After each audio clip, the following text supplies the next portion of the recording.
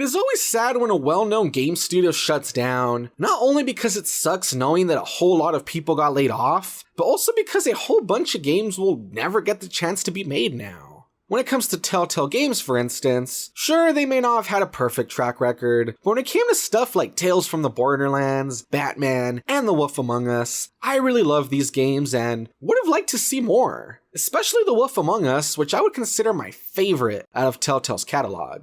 Since that isn't going to happen anymore though, the best I can do is remember it fondly, I guess. So without further ado, let's jump into my review.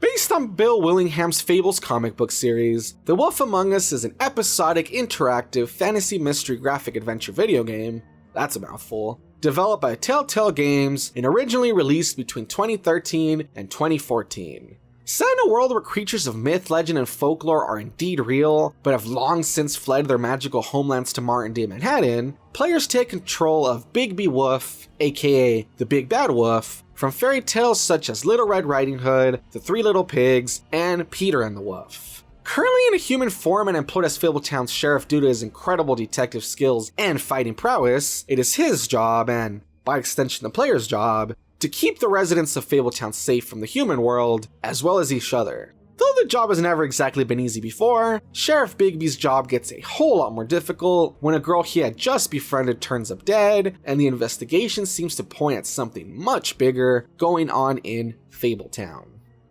Now, as I said in the intro to this video, I would consider this my favorite out of the games made by Telltale, and there are a few reasons why. Number one, I love the universe.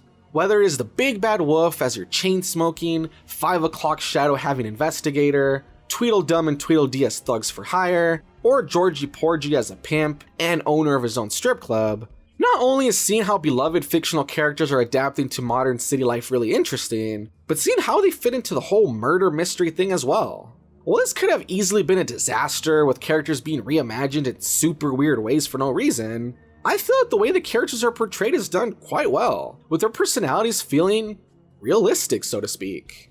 I mean, it makes sense that someone like the Big Bad Wolf would be a grisly, intimidating guy as a human, and for the cowardly Ichabod Crane to be a squirmy, incompetent bureaucrat seems fitting. I found this reimagining of famous characters to be fun, and was always looking forward to who would make an appearance next. Another thing that I enjoyed was the gameplay.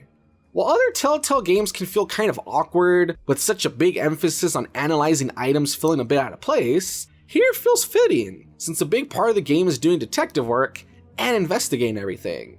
Instead of feeling like all the characters are just standing around doing nothing until you find the thing that will trigger the next scene, here it is done in a way where it feels like there's a point to everything you look at, even if it's just for the sole purpose of being a reference to the character's fairy tale origins.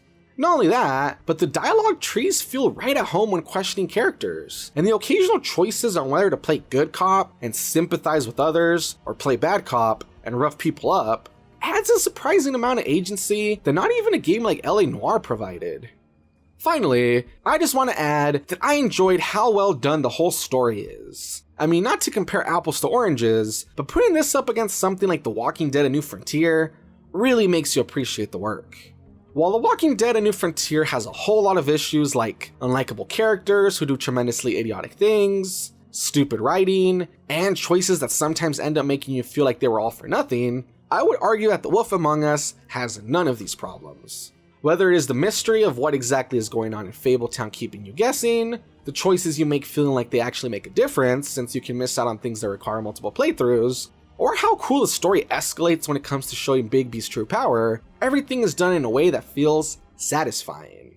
Now that's not to say that the game is perfect, and I will admit that I found two negatives. Number one, I would say that episode 4 is kind of weak compared to the rest, and doesn't really move the plot forward very much. While I get that this may be due to trying to come down from the rising action of episode 3, this can still be a bit of a letdown.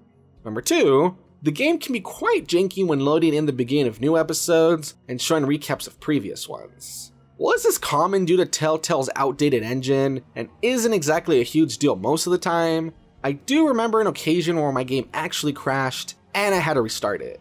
Those few instances aside though, I still think that this is a very solid experience, filled with great gameplay, a well put together story, and a really creative universe, I definitely recommend it.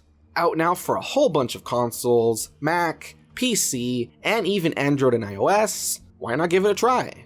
But hey, that's just my opinion. And remember, don't take anything I say too seriously. After all, I'm just the wannabe reviewer. Thanks for watching.